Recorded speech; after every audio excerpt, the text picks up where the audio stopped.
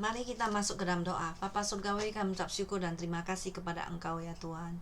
Karena hari ini kami boleh mendengar firman-Mu. Biarlah Engkau mengurapi hamba-Mu dengan Roh-Mu yang kudus, sehingga apa yang disampaikan boleh menjadi berkat dan dorongan di dalam hidup kami, dan boleh kami diperbaiki oleh firman Tuhan.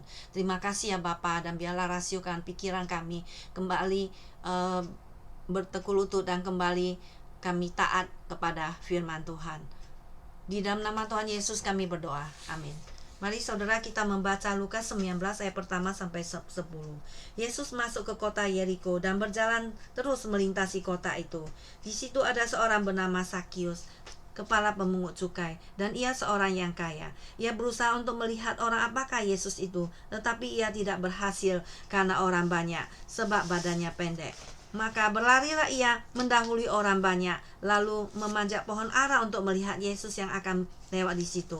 Ketika Yesus sampai di tempat itu, ia melihat ke atas dan berkata, "Sakius, segeralah turun, sebab hari ini aku harus menumpang di rumahmu." Lalu Sakius segera turun dan menerima Yesus dengan sukacita. Tetapi semua orang yang melihat hal itu bersungut-sungut, katanya, "Ia menumpang di rumah orang berdosa." Tetapi Sakius berdiri dan berkata kepada Tuhan, "Tuhan, setengah dari milikku akan kuberikan kepada orang miskin, dan sekiranya ada sesuatu yang kuperas dari seseorang, akan kukembalikan 4 kali lipat." Kata Yesus kepadanya, "Hari ini telah terjadi keselamatan kepada rumah ini, karena orang ini pun anak Abraham. Sebab Anak Manusia datang untuk mencari dan menyelamatkan yang hilang." Nah, saudara sekalian, ada judul hari ini adalah seorang berdosa yang bertemu dengan juru selamat. Saudara, di dalam dunia yang penuh dengan konflik dan pertentangan, banyak sakit penyakit, kelemahan manusia, banyak sekali kematian dan konflik dan pertentangan, dan ada terjadi war atau peperangan. Dan kita melihat di dalam situasi dalam hidup manusia yang pendek ini, apakah masih ada pengharapan di dalam dunia ini? Apakah masih ada hope? Apakah masih ada kesembuhan bagi kita manusia? Dan apakah masih ada damai sejahtera? Nah, mari kita melihat ada seorang yang bernama Sakius, di mana dia adalah seseorang yang mencari juru selamat. Sakius adalah seseorang yang berkeinginan untuk mengenal Yesus. Kita melihat ayat kedua, dikatakan di situ ada seorang bernama Sakius, kepala pemungut cukai, dan ia seorang yang kaya. Ia berusaha untuk melihat orang apakah Yesus itu, tetapi ia tidak berhasil karena orang banyak, sebab badannya pendek. Maka berlarilah ia mendahului orang banyak, lalu memanjat pohon ara untuk melihat Yesus yang akan lewat di situ. Nah, tidak semua orang kaya meninggalkan Yesus dengan sedih. Sakius adalah contoh daripada orang yang meninggalkan segala sesuatu untuk mengikut Yesus. Dan sebelumnya kita melihat dalam pasal 18, ada seorang anak muda yang kaya yang bertanya kepada Yesus, "Guru, apa yang harus aku perbuat untuk beroleh hidup yang kekal?" Tetapi Yesus memberikan tantangan pada orang kaya ini, "Jualah segala hartamu dan bagi-bagikanlah kepada orang miskin." Tetapi orang kaya ini, dia meninggalkan Yesus dengan sedih karena banyak hartanya. Dia mempertahankan hartanya, tetapi dia kehilangan jiwanya. Tetapi saudara sekalian, tidak semua orang kaya meninggalkan Yesus dengan sedih. Dan demikian kita melihat di dalam pasal 18 ayat 28. Petrus berkata kepada Yesus, "Kami ini telah meninggalkan segala kepunyaan kami, dan mengikuti Engkau ya Tuhan." Maka itulah yang Tuhan harapkan, karena Yesus berkata, "Barang siapa yang meninggalkan segala sesuatu dan mengikut aku, maka dia itu akan menerima kembali lipat ganda pada masa ini juga, dan pada zamannya akan datang ia akan menerima hidup yang kekal." Nah, di dalam kita melihat bahwa Sakius adalah seorang kepala pemungut cukai, di mana pada waktu itu Sakius bekerja pada orang Romawi yang menyewakan tugas mengumpulkan pajak di dalam salah satu daerah tertentu kepada penawar tertinggi. Orang itu tidak menerima gaji untuk pekerjaannya, tapi ia boleh memungut sebanyak mungkin sehingga ia mempunyai sisa yang agak banyak sesudah membayar kepada pemerintah jumlah yang ditetapkan itu. Dan usaha Sakius untuk melihat Yesus, orang yang terkemuka ini, Orang yang terkenal ini sebagai sahabat pemungut cukai. Kita melihat sebelumnya di dalam Lukas pasal 7 ayat ke-34. Di sini dikatakan, kemudian anak manusia datang, ia makan dan minum. Dan kamu berkata, lihatlah, ia seorang pelahap dan peminum, sahabat pemungut cukai dan orang berdosa. Tetapi hikmat dibenarkan oleh semua orang yang menerimanya. Kita melihat Yesus adalah sahabat pemungut cukai. Dan orang ini yaitu Sakius, dia menyatakan minatnya dan keinginannya untuk mengenal Yesus. Karena Yesus turun dari keinginannya dari tempat yang tinggi kepada tempat yang rendah untuk makan bersama dengan pemungut cukai, dan ia ingin mengerti perasaan dan keadaan manusia. Maka Sakius sangat ingin mengenal Yesus. Dia menyatakan minatnya terhadap Yesus. Nah, meski Sakius adalah seorang yang kaya, banyak uangnya, tapi hatinya terasa kosong. Ia merasa masih ada yang kurang di dalam dirinya. Ia merasa bahwasanya dia masih kurang, dia masih tidak boleh. Dia merasa tidak puas di dalam hatinya terhadap hidupnya sendiri. Dan dia juga merasa bahwa dia seorang yang berdosa karena dia memeras orang banyak. Dan dia merasa dia adalah sesuatu yang hilang. Maka dia merasa dia perlu Yesus. Nah, meski siapapun diri kita, dimanapun kita berada, kita mempunyai pertentangan di dalam hati kita dan pikiran kita. Setiap orang memerlukan Yesus, baik orang miskin ataupun kaya. Seperti sebuah lagu berkata, aku perlu akan Yesus, tiap hari ku perlu, waktu yang terang ku perlu, awan gelap ku perlu, tiap hari hidupku ku perlu Yesus. Nah, maka di dalam keadaan seperti ini, maka di dalam ayat ketiga, ia berusaha untuk melihat orang apakah Yesus itu, tetapi ia tidak berhasil karena orang banyak sebab badannya pendek. Nah, kita melihat bahwasanya Sakius, dia badannya pendek.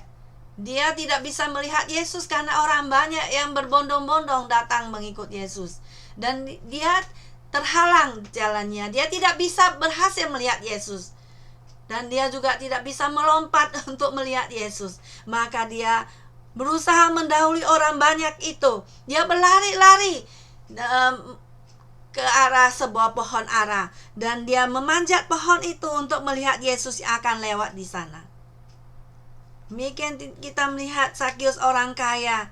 Ia berusaha untuk melihat orang apakah Yesus itu, tetapi dia badannya pendek. Dia tidak ada yang bisa menghalangi dia untuk datang kepada Tuhan. Demikian juga dengan kita. Tidak ada apapun yang bisa menghalangi kita untuk mempunyai kerinduan untuk datang kepada Tuhan.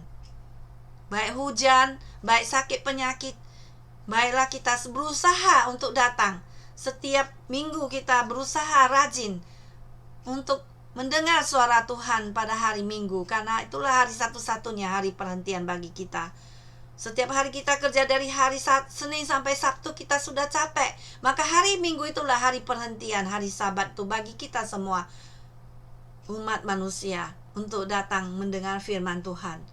Untuk kita diingatkan sekali lagi dan dikuatkan oleh firman-Nya selalu, senantiasa, setiap saat, sehingga kita boleh mempunyai kekuatan yang cukup untuk hidup lagi dari hari Senin sampai Sabtu. Nah, demikian juga sama seperti dengan kita. Di dalam hati kecil kita mempunyai rasa tidak puas dalam diri kita, merasa tidak cukup, merasa tidak layak. Kita merasa masih tidak mampu, masih kurang, masih tidak boleh. Kita merasa adalah orang yang berdosa di hadapan Tuhan. Lalu kita sendiri perlu untuk datang mencari Yesus. Kita datang untuk mencarinya. Kita rindu untuk diperbaharui oleh Tuhan. Kita mau mempunyai kerinduan untuk datang kepada Tuhan. Seperti sebuah lagu, seperti rusa yang rindu akan sungai, demikianlah jiwaku rindu kepada Tuhan. Mari saudara sekalian, kita mempunyai rasa yang haus kepada Tuhan, seperti sungai yang berair itu. Maka Yesus berkata, barang siapa haus, baiklah ia datang kepadaku. Mari saudara sekalian, kita selalu rindu kepada suara Tuhan. Seperti dalam Matius pasal 5 ayat 3 berkata, berbahagialah orang yang miskin di hadapan Tuhan Allah, karena mereka lah yang empunya kerajaan Allah. Mari kita seperti piala yang kosong, gelas yang kosong yang mau diisi oleh firman Tuhan, yang mau diisi oleh Tuhan sendiri, sehingga hidup kita selalu dipenuhi oleh firman Tuhan. Hidup kita senantiasa dipenuhi oleh firman Tuhan, sehingga kita selalu berbahagia di hadapan Tuhan. Saudara sekalian, mari kita seperti Zakius ingin mencari Tuhan, dan kita akan menemukan Tuhan. Kemudian yang kedua, saudara sekalian, Yesus peduli kepada Zakius. Ayat kelima, ketika Yesus sampai ke tempat itu, ia melihat ke atas dan berkata, Zakius, segeralah turun, sebab hari ini aku harus menumpang di rumahmu. Yesus peduli kepada Zakius yang ingin melihat Yesus, bahwa Yesus tahu nama Zakius. Zakius merasa terharu dan dia merasa excited, ya. Bagaimana Tuhan tahu nama saya? Bagaimana Tuhan begitu sayang kepada saya?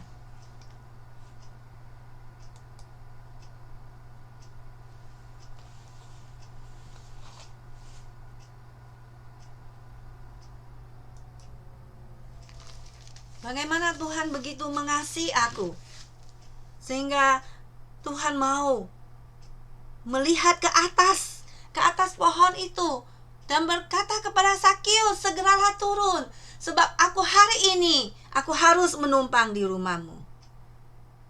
Tuhan begitu baik dan dia peduli kepada kita yang mencari dia dengan segenap hati. Zakius begitu gembira. Dia melihat Yesus yang begitu peduli kepada dia.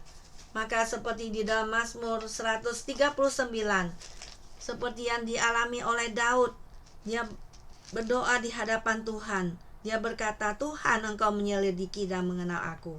Engkau mengetahui kalau aku duduk atau berdiri.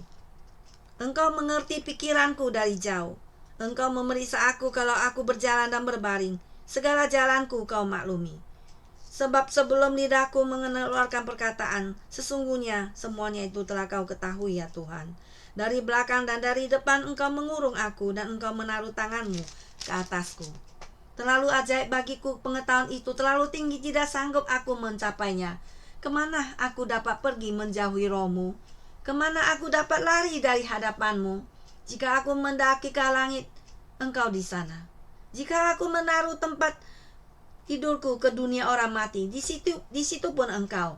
Jika aku terbang dengan sayap fajar dan membuat kediaman di ujung laut, juga di sana tangan-Mu akan menuntun aku, dan tangan kanan-Mu memegang aku.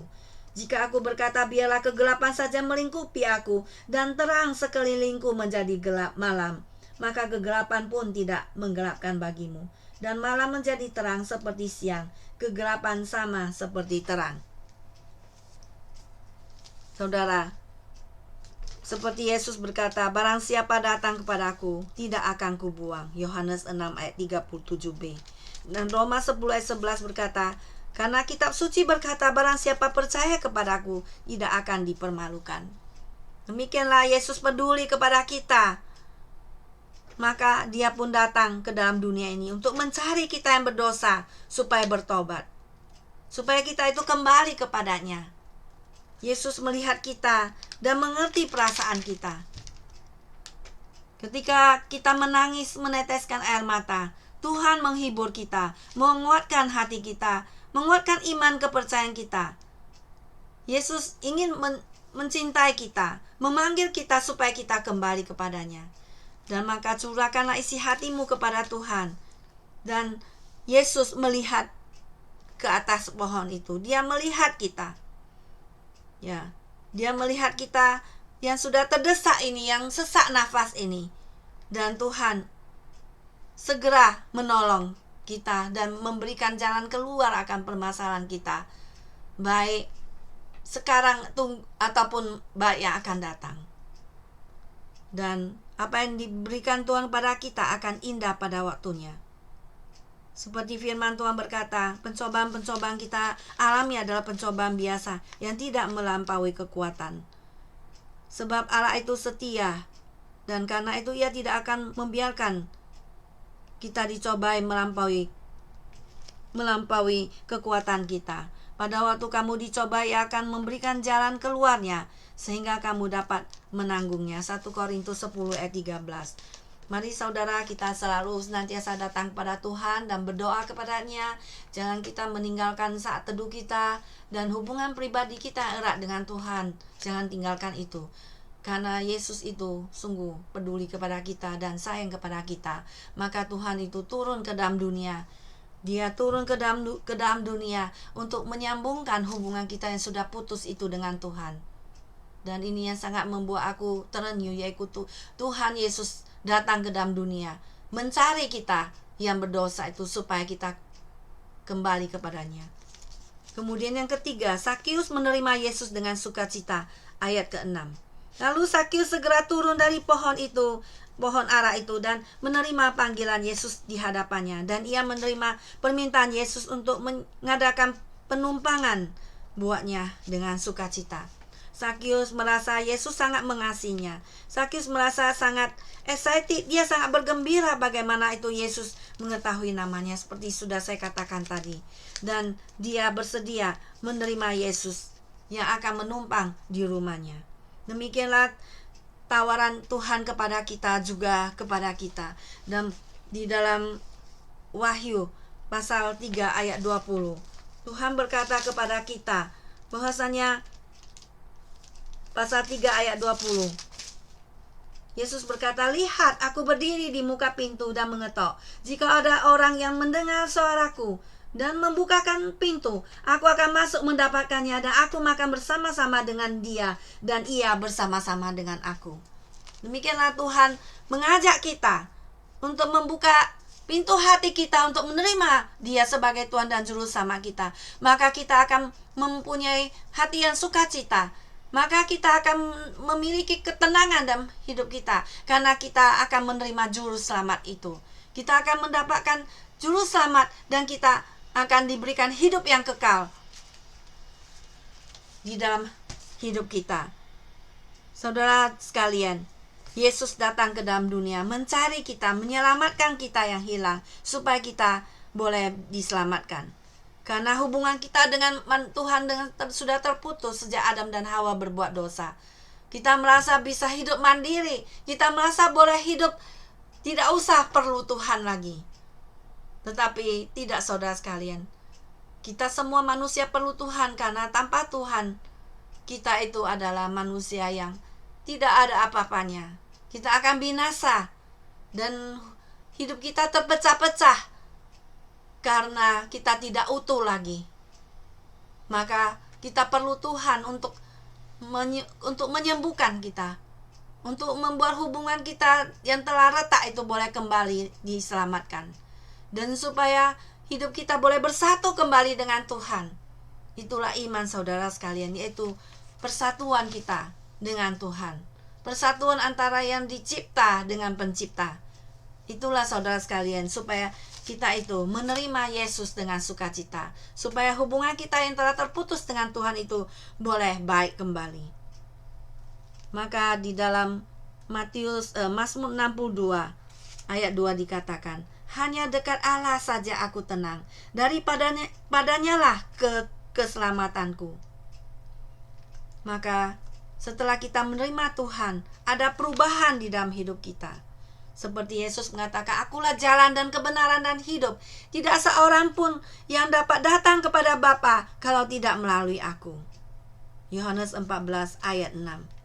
Hanya Yesuslah satu-satunya jalan kebenaran itu, yang pasti benar, dan tidak bersalah. Maka baiklah kita mengikutinya segenap hati kita. Tidak ada pertolongan dan juru selamat lain. Tidak ada lagi yang benar selain Yesus Kristus. yang datang ke dalam dunia mencari kita. Maka saudara sekalian, mari kita menerima Tuhan dengan sukacita. Sudahkah engkau menerima Yesus sebagai Tuhan dan Juru Selamatmu? Kalau belum, mari hari ini kita mau terima Dia, mendapatkan keselamatan yang daripada Tuhan, dan kita akan mendapatkan kebahagiaan hidup bersama dengan Tuhan. Yang keempat, saudara sekalian, Sakius bukan hanya menerima Yesus dengan sukacita, tetapi Sakius memperlihatkan pertobatannya. Ayat ke-8 mengatakan, tetapi Sakius berdiri dan berkata kepada Tuhan, Tuhan, setengah dari milikku akan kukembalikan kepada orang miskin, dan sekiranya ada sesuatu yang kuperas dari seseorang, akan kukembalikan 4 kali lipat. Sakius gembira bahwa dia telah menerima Juru Selamat.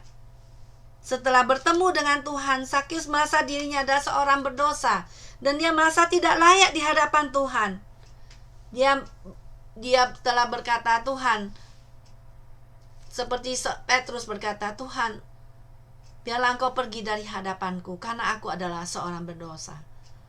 Maka Sakius merasakan ketidaklayakan di hadapan Tuhan, dan dia mengakui kesalahannya di hadapan Tuhan, dan berjanji akan memberikan setengah dari miliknya kepada orang miskin, dan sekiranya ada sesuatu yang dia peras, dia akan kembalikan 4 kali lipat.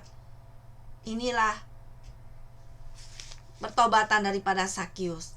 Dia berjanji pada Tuhan akan meninggalkan dosanya, dan dia akan sungguh-sungguh kembali kepada Tuhan, di mana dosa tidak bisa bersatu dengan yang terang, di mana kita orang yang berada di dalam terang tidak bisa bersatu dengan gelap. Demikian kita harus hidup bagi Kristus, mati bagi dosa. Ya, kita telah percaya pada Tuhan, kita mati terhadap dosa, masuk di dalam kematiannya bersama dengan Kristus, mati terhadap dosa, dan hidup bagi Kristus, bangkit bersama dengan Kristus. Sehingga kita tidak menjadi yang sama lagi. Kita tidak berdosa lagi seperti dulu. Kita menjadi ciptaan baru, menjadi manusia baru, dan kita senantiasa hidup di dalam terang cahaya Tuhan, senantiasa hidup di dalam kasih-Nya dan di dalam firman-Nya yang menuntun hidup kita, dan kita hidup di dalam kekudusan Tuhan dan hidup berjalan bersama dengan Tuhan. Nah, saudara sekalian, kita melihat di sini bahwasannya Sakius telah kembali kepada Tuhan dengan sukacita dan hidup bersama dengan Tuhan, dan menyatakan bahwa dia tidak mau lagi hidup di dalam dosa. Dia mau berusaha, dia sudah berjanji kepada Tuhan hidup di dalam pertobatan dan meninggalkan segala sesuatunya untuk mengikut Tuhan. Meninggalkan hartanya, dia mau memberikan kembali kepada orang yang telah dia peras, mengembalikan 2 kali lipat, dan dia juga akan mengembalikan 4 kali lipat kepada orang yang telah dia peras. Sama seperti Sakius, saudara sekalian. Demikian juga kita melihat Saulus, di mana sebelum dia percaya kepada Tuhan, demikian juga setelah dia percaya kepada Yesus, dalam perjalanannya ke Damaskus, kita mengetahui bahwa dia mendapatkan sinar yang terang daripada surga, di mana matanya menjadi buta. Dan pertemuan itu dia melihat sinar yang terang, dan dia kaget. Dia mengatakan, siapakah engkau Tuhan? Maka Yesus berkata, akulah Yesus yang kau aniaya itu. Maka sejak pertemuannya dengan Tuhan, dia menjadi seorang pengikut Kristus, dan dia menjadi seorang pemberita Injil dan menjadi rasul. Dan baiklah saudara sekalian, kita juga mau memperlihatkan pertobatan kita kepada Tuhan dengan meninggalkan dosa, meninggalkan kejahatan yang banyak itu, dan kita mau meninggalkan segala sesuatu untuk mengikut Yesus. Dan karena terang dan gelap tidak bisa bersatu, maka kita harus meninggalkan dosa, kita harus memilih, kita harus mengikut Tuhan. Dan sejak kita mati bersama dengan Kristus di dalam kematiannya terhadap dosa-dosa kita, dan maka kita bangkit bersama dengan Kristus dan menjadi ciptaan baru dan diberi Roh Kudusnya. Dan sejak saat itu kita tidak lagi seperti dulu lagi. Kita menjadi seorang hidup yang kudus, yang tidak seperti dulu lagi hidup di dalam dosa. Tidak seenak lagi hidup tenggelam di dalam dosa dan kenajisan.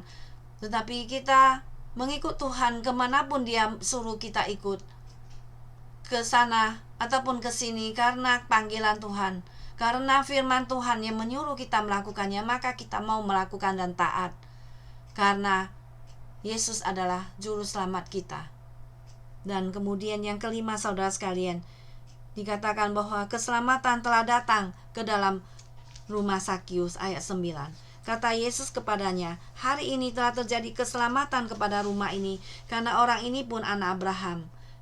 Kita melihat bahwa ketika Yesus datang ke rumah Sakius, semua orang yang melihat hal itu bersungut-sungut dan berkata bahwa ia menumpang di rumah orang berdosa. Tetapi orang banyak itu tidak tahu bahwa justru kedatangan Yesus ke dalam dunia ini adalah untuk mencari orang-orang berdosa supaya bertobat. Kata Yesus, hari ini telah terjadi keselamatan kepada rumah ini. Bahwa hari ini, bukan besok. Bahwa hari ini, jangan tunggu-tunggu lagi, saudara. Setelah kita mendengar Injil Yesus Kristus, baiklah kita jangan tunda besok ataupun nanti sebentar dulu. Tetapi detik ini, saat ini kita mendengar Injil, kabar keselamatan, kabar baik, kabar bahagia ini, baiklah kita mau terima Yesus dalam hati kita sebagai Tuhan dan Juru Selamat kita. Sehingga firman Tuhan berkata, pada hari ini jika engkau mendengar suaranya, janganlah keraskan hatimu seperti dalam kegeraman. Maka keselamatan itu adalah hari ini. Maka saudara sekalian, keselamatan itu telah datang ke rumah kita juga pada saat kita menerima janji Allah. Kata Yesus, Sakius seorang anak Abraham yang telah juga berhak untuk mendengar Injil, sama seperti orang Yahudi manapun. Di mana Yesus datang ke dalam dunia ini adalah sebagai gembala yang mencari domba yang hilang. Demikianlah anak manusia mencari dan menyelamatkan orang-orang hilang dari umat manusia. Sakius telah menjadi anak Allah, anak Abraham yang sejati. Paulus menulis bahwa karena Abraham percaya kepada Allah, maka Allah memperhitungkannya itu sebagai suatu kebenaran. Karena tanpa iman tidak ada seorang pun yang berkenan pada Allah. Sakius mendemonstrasikan kejujurannya dengan mengembalikan 2 kali lipat kepada orang miskin dan mengembalikan 4 kali lipat kepada orang yang pernah dia peras.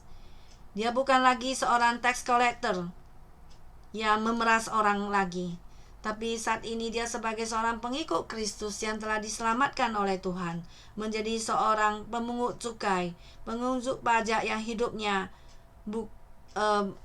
menjadi hidup yang baru, jadi seorang pemungut cukai yang baik. Yesus telah menyelamatkan seorang yang hidupnya rusak menjadi seorang yang diselamatkan oleh Tuhan, dan hidupnya yang diperbaharui oleh Tuhan dan menjadi pengikut Tuhan. Maka saudara sekalian, mari kita hidup bagi Kristus. Mari kita percaya kepada Dia sebagai Tuhan dan Juru Selamat kita. Mari kita menjadi seorang yang diselamatkan oleh Tuhan, yang mau menerima Injil daripada Yesus Kristus. Maka saudara sekalian, Yesus itu adalah satu-satunya sumber hidup kita. Dan sudahkah engkau mengimani Kristus? Sudahkah engkau menerima Dia? Sudahkah engkau menerima keselamatan yang daripadanya? Beriman di atas batu karang Yesus Kristus sebagai suatu fondasi yang kuat, fondasi yang kekal. Dia tidak akan takut lagi diombang-ambingkan oleh gelombang hidup ini. Tidak akan takut lagi oleh sakit penyakit. Tidak akan takut lagi oleh kesepian. Karena Tuhan berserta dengan kita. Karena Tuhan akan menolong kita selalu senantiasa setiap saat. Karena Tuhan telah memberikan jaminan kehidupan kekal kepada kita di surga nanti. Dan baiklah saudara sekalian, kita hidup bagi Kristus, yang kita telah diselamatkan oleh Tuhan. Baiklah kita memberitakan Injil Yesus Kristus, bersaksi baginya, karena kita telah diberi Roh Kudus di dalam hati kita. Baik saudara sekalian, kita mengikut Tuhan, mengikuti keinginannya, melayani Dia setiap saat, melayani Dia kapanpun kita ada, melayani Tuhan di dalam gerejanya. Mari saudara sekalian, kita berjalan bersama dengan Tuhan. Kita menjadi seperti seorang Sakius yang mencari Tuhan dengan segenap hati kita dan menemukan Dia, dan mendapatkan keselamatan daripada Tuhan yang adalah juru selamat itu, yang datang ke dunia mencari kita yang berdosa supaya kita diselamatkan olehnya. Maukah saudara semuanya? Amin. Mari kita masuk ke dalam doa. Bapa di dalam surga, kami ucap syukur dan terima kasih kepada Engkau ya Bapa, karena kami boleh berseru kepadamu setiap saat, karena Engkau adalah Tuhan dan Juru Selamat kami.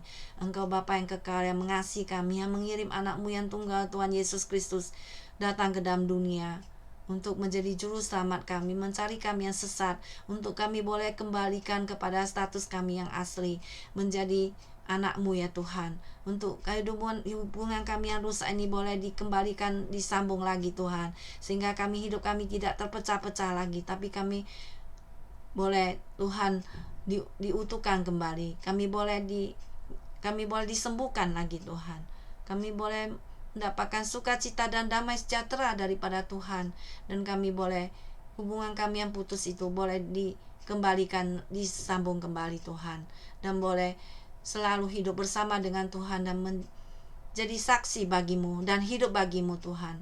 Terima kasih ya Bapa, terima kasih ya Tuhan. Dalam nama Tuhan Yesus kami berdoa. Amin.